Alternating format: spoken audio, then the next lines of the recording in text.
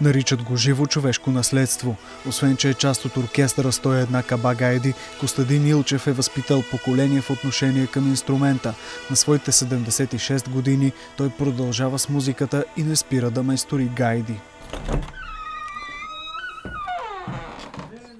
Гайдите започнах да се опитвам да правя нещо. Това е било 1972 година. Колко време се изработва една гайда? Минава се един месец, 30 дена. Това са инструментите. Първият елемент от гайдата, който Костадин Илчев ни показва, е гайдуницата. Тя прилича на кавал, но именно от нея започва да се изкарва звука от инструмента.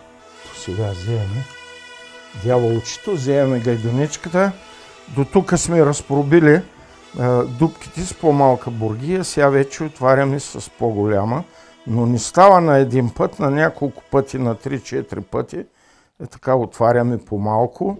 Дупките трябва да се направят както си е редно, всяка дупка да може всеки тон да се излиза вере. Костадин Илчев или Бай Диньо, както е известен за родопчаните, създава над 900 гайди през живота си. Хваща инструмента, когато е на 12 годишна възраст. Баща ми ме праща да отида, викаш, идиш до чичото Илия. Влизам вътре и изкарва гайдата, надува я и вика, тая гайда е за теб. И вие как се почувствахте тогава?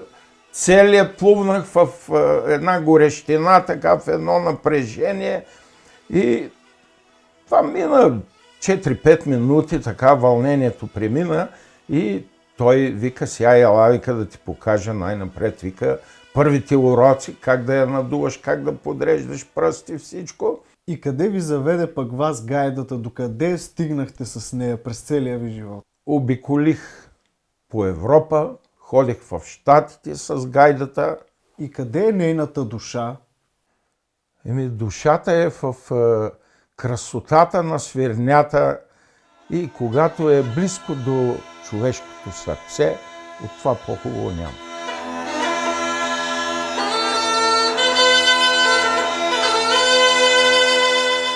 Освен изкусен гайдар и майстор на инструмента, Костадин Илчев развива школата в Смолян и е учител за поколения млади музиканти.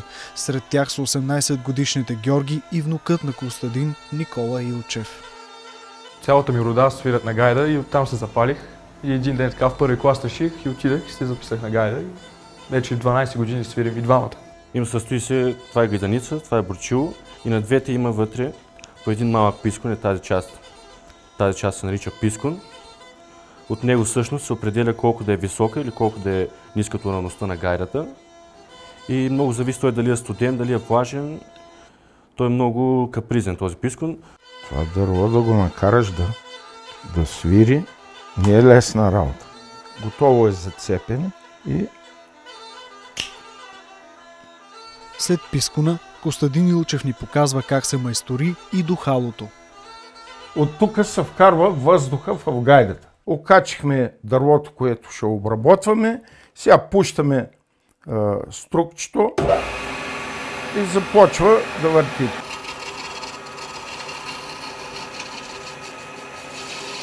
И от 85-6 година си работи този стол. Да. На финала Костадин Илчев ни разказва и за тънкостите около мяхът на гайдата. Най-често той се прави от яре или агне. Като са просни кожите и тук се начукват дупките, после се нанизва на това шило и завръзва се здраво и така. И после се обвръзват се и тези главинки двете и се обръща, сега както е гайдата, и се връзва тази главинка, последно се връзва. И след толкова много гайди, които са ви минали през ръцете, коя е най-голямата тънкост от цялата гайда, от направата? Най-голямата тънкост е да настроиш гайдата, да свири верничко и като я фани гайдара, който ще свири, да му легне в сърцето и в ръцете и да му е приятно на душата и сърцето. Никой не може да каже кога за първи път засвирва родопската гайда. Факт е обаче, че докато има майстори като Костадин Илчев и таланти като неговите ученици, уникалният за България инструмент няма да заглъхне. И 4 внуци свирят на гайда. Това много ме радва, че има наследство, ще има и след мен гайдата да звучи по тези Балкани, по тези гори, по тези Родопи.